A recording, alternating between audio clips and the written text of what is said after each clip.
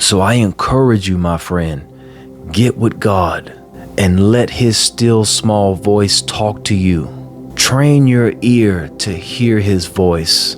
It takes practice. Sometimes you got to turn everything off. You got to turn the TV off.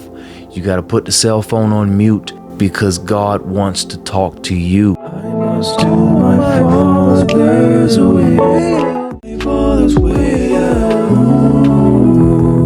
Hey, good afternoon, family. How you guys doing? Or good morning or good night, wherever you're viewing from. I wanted to take some time today and share with you all the experiences that I've been through and the things that God has brought me through and how I came out of it.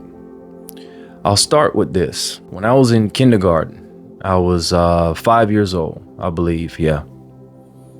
And when me and my brother would cross the street, I would always seem to let go of my brother's hand. One morning, it was a foggy morning, and I let go of my brother's hand. And this car came out of nowhere, but this car just kept coming. And I let go of my brother's hand, and I started running to the other side, like I've always done every morning. And this car started coming through like this. Bam, hit me. And I felt pain on every side of my body. I was crying. I was on the street. I remember it like it was yesterday. And there were people started to surround me, asking me, was I okay? I couldn't really tell them because I was in too much pain. I was crying. I didn't know what was going on. I was out of it. But at the same time, I was shocked that I was still alive. Because, when you're 5 years old, when you're that young and a car hits you at that speed, 45 miles an hour, almost 50 miles an hour, I don't know what was wrong with this lady. I guess she felt like she didn't have to stop. But her excuse was in court later on was she couldn't see me. I should have died, but God said no. Because God had something planned for me. He had something for me to do. And I didn't quit. I didn't give up. I kept going, and I found my calling. Well, I feel that there's some of you or one of you that's watching this video, and you have been through something similar. You have encountered situations where you almost died, but God said no. So if that's you and you're watching, then God has a plan for you. He has a calling for your life. He has a purpose for your life. But what you need to do is you need to get in prayer. You need to fast, and you need to find out, what is this calling, Lord, that you're calling me to do? Because evidently you're still here. You're still alive, and you've been through so much.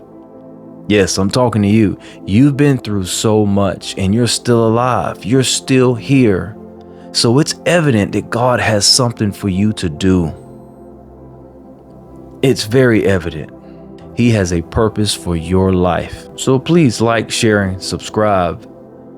Comment down below. Let me know how this video touched you. Let me know if you've been through any similar experiences. Say, hey, Calvin, yeah, I've been through this. I went through something similar. I went through something like this. I've almost died, because I would like to know. But it's evident that you have a calling on your life. And that's what God put me here to tell you. You have a calling on your life. That's why you're still alive. God has something for you to do. That's why you're still here. That's why you're still breathing.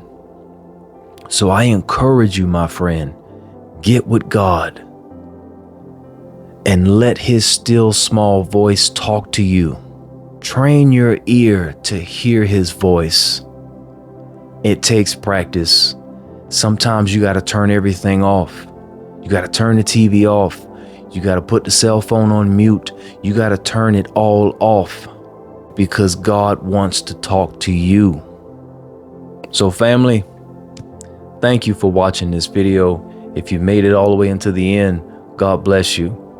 And I'm going to give more tips on how to discover the purpose that God has placed on your life. Keep your head up. I must do my Father's will. Do my Father's will. My Father's will.